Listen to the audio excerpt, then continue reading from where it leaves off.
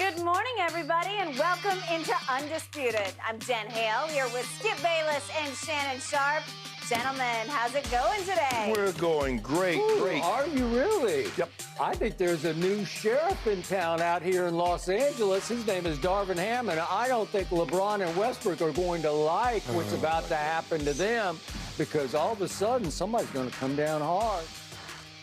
I don't think LeBron coaches the Lakers anymore. I think Darvin Ham said yesterday, I am now in charge. You know how this works in the NBA. Yeah. Superstars still run the league. You know that. Well, I think Darvin Ham thinks differently, and he did play. I did. I hope. I hope it's a change of pace. I hope it's just a change. Okay. I mean, they're tired of missing the playoffs. They should be. Yeah. Somebody's not going to be happy. No, you just try to start some stuff early. We will find out shortly, guys. One day on the job and you try to start. Let's get started this morning. We have so many topics to get to, and first, I have to get your opinion on an NFL player who is getting paid practically like a quarterback after threatening to retire without reworking his contract following the Rams Super Bowl win. Aaron Donald, he's seeing green. He got paid in a big way. The All-Pro defensive tackle got a $40 million raise over the last 3 years of his existing deal. That makes him, gentlemen, the highest paid non-quarterback in the NFL. Shannon, what do you think? Does this contract validate that Aaron Donald is indeed the best player in football? Well, Skip, I think it goes to show you what they think of Aaron Donald. Because a lot of times, Skip, when guys get to this age, I think he's 31 years of age, they're like, yeah, we've made a lot of money and we don't. Because, Skip, this is the way I look at a contract. I look at when you give a guy a contract extension, you're saying we believe you're going to maintain the level of play that we've seen you exhibit for the last 5, 6, 7 years. Skip, they've already paid him for what he's accomplished, the 3 Defensive Player of the Year, the 8 Pro Bowls, and the 7 first-team All-Pros. They paid him for that. Now we've given you additional money. What we believe is that over the next 2 to 3 years, you will maintain the level of play that you've shown us, and this contract will be well worth what we've given you. I think it's $31.5 million, the highest money for a non-quarterback. It just goes to show you what and who Aaron Donald is. Since the merger, only 3 guys have gone to the Pro Bowl, defensive guys, in their first, since they've been in the league. LT did it, and Derek Thomas did it, and now Aaron Donald. Aaron Donald has now tacked on 7 first-team All-Pros, 3 Defensive Player of the Year. He has the Super Bowl on his resume. I mean, it's hard to get a more impeccable resume than what Aaron Donald has shown. And since he's been in the league, Skip, he has 36 more tackles for loss than the next closest player and 8 more sacks than any other player. So Aaron Donald has been as dominant as you can possibly be. He's been dominant. That's why they made him the highest paid defensive player at one point in time. Other guys come along. He knows how this works. And guess what?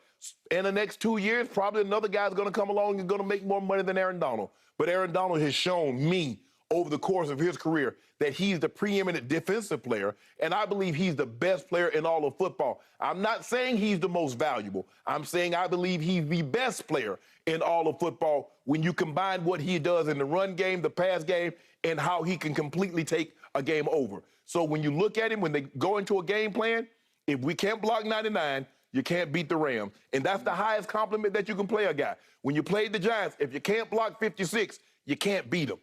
And, hey, we all know how he revolutionized and changed the game.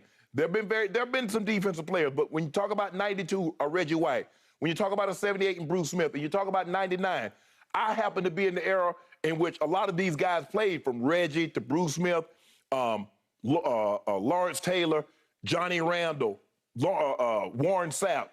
Skip, this, like I said, when it's all said and done, it's going to be hard to say he's not the greatest defensive player that you ever saw. Now, he got away. I think he needs probably another Defensive Player of the Year because LT, for me, is it. I think LT is the greatest defensive player that I ever saw. I can make a case he's the best player. But Aaron Donald is right there with him, Skip, step for step. He is a heck of a ball player. And the thing is, Skip, why it makes it so good that they did this deal, the Joker doesn't get injured. Knock on wood, Skip. He shows up every Sunday and puts in that work and gives the offense business. Yeah, it validates what I already knew. He's the best defensive player in the football. He's the best player in football. And the contract is for moving forward. I believe he'll pay this contract off over the next 2 years. Okay, of all the opinions that you have spewed across the table at me since we've been partners here on Undisputed, these going on 7 years, this one is the one, and it's also sort of can I call it a cousin of, a relative of the first opinion you ever had on the show, which was that J.J. Watt was the best player in all of football, right? Yep. So those two sort of go hand in hand. Right. So it sort of graduated from J.J. Watt. It kind of went up a level to Aaron Donald because you never put J.J. Watt in the same breath with Lawrence Taylor. Yeah, he was right there. He was well on his way, and then what happened, Skip? Injuries. Flipping tires and jumping up on 80-inch box. So of all these opinions, this is the one that continues to blindside me, dumbfound me, gobsmack me, thunderstrike me, because I can't even begin to wrap my head around the fact that you continue to say that Aaron Donald is the best player in all of football, and yet then you try to qualify or disqualify. I'm not saying he's the most valuable. Well, they're together. They're the same definition. No, they're not. No, they're not. Yeah. There have been. Hold on, tell me. So every year someone else won the MVP, that means they were the best player? You can be the MVP and not be the best player. And we just had a conversation by Dak. Hold on. The Cowboys just said their top three players, their top three best players were someone other than Dak Prescott. Are you telling me Zach Martin is more valuable than Dak Prescott? That's not what they said. You can be better and not be as valuable, Skip. Don't do that. Okay, so I have watched Aaron Donald closely, in part just for you, because I'd watched him many times against my Dallas Cowboys, and the harder I watched, the less I saw. But that's just against my Cowboys, because if I just look at his numbers against the Dallas Cowboys over the years, you realize that he has one total sack in 5 games, including a playoff game against my Cowboys. And you say, well, it's just one sack. Well, the other numbers are very low. Well, he was going up against a very good offensive line that just neutralized him. So in the end, I kept saying, I just don't see enough, because I did watch a whole lot of Lawrence Taylor, number 56.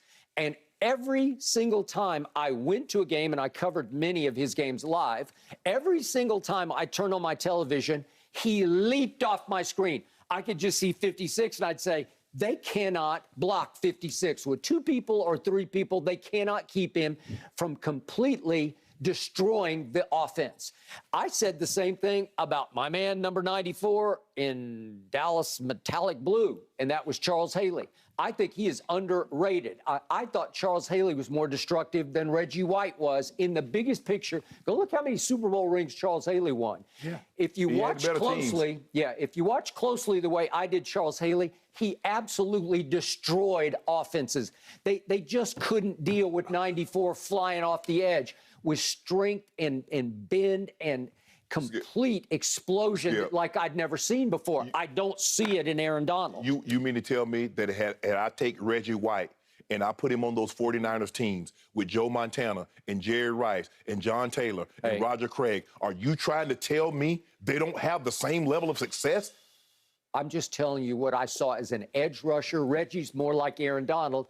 He moves around. He rushed some off the edge, but a lot of times he's rushing from the 2 inside spots.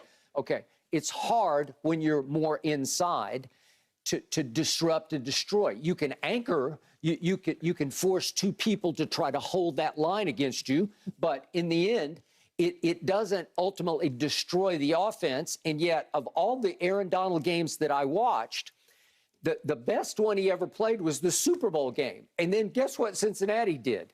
They said, we are so bad in the offensive line that they went out and they got Alex Kappa from the Buccaneers, and they got Ted Karras, who started, of course, in New England, and then they got Lyle Collins late of my Dallas Cowboys. And they're hoping that their kid Jackson Carman, they took in the 2nd round, who was a rookie last year, who played some during the regular season but missed the Super Bowl. They hope he comes back strong, so they'll have 4 new starters in their offensive line to protect a Joe Burrow, who is completely at the mercy of the Rams' pass rush in the Super Bowl. So Aaron Donald should have actually been even better than he was. He came on late after they were worn down. If that's the case, why didn't everybody else do what Aaron Donald did in the Super Bowl? If it was so easy, if that line was so bad, how the hell did they even get there to begin with? I don't know. That quarterback is really, really He wasn't good enough to beat that. And see, you made well, he almost was. I ain't almost. He came within one bad call of beating Think him. about what you just said, Skip. You say because Aaron Donald, it's hard for him to disrupt the game because he plays the interior. The mere fact that he can disrupt the game as much as he does from the interior tells you just how dominant he is because he isn't on the edge that often. Okay. So I guess the first thing that should happen for Aaron Donald, he should fire his agent because his agent's Todd France, who was Dak's agent. Yeah. Todd France got Dak $75 million combined total dollars with all the bonuses. In the first year of his contract, he made $75 million. Well, gee, that's close to the whole contract that Aaron Donald got. Okay. And that's including an option year in the third year. And I don't know if he'll make it to the third year. But Skip, that's not an agent fault. That's the CBA. Because they've slotted the players, and because it says that if you're this, you can't make that. It's not like basketball because a point guard can make just as much as a center, and a center can make just as much a power forward and a two guard. In baseball, the same thing. An outfielder can make as much as a pitcher. A catcher can make as much as a first baseman. But that's not how it is in football, and you know that. Considering what he got, when you got 2 years left on your contract, and somebody comes back to you and says, we're going to make you the highest paid, where else do they do that at? The Rams were willing to do that because that guy's earned that. But they also said, you know what? Aaron Donald doesn't get hurt. Aaron Donald doesn't cause us problems. I'm not going to worry about him late for meetings. I'm not going to have to worry about, man, AD in trouble again. And when you, Skip, it's a lot easier to give a guy that kind of money when you go to bed at night and you can put your phone on silent. You can put your phone on Do Not Disturb. How many times you think Jerry Jones puts his phone on Do Not Disturb? Put his phone on silent. Okay, so let's go this way. If there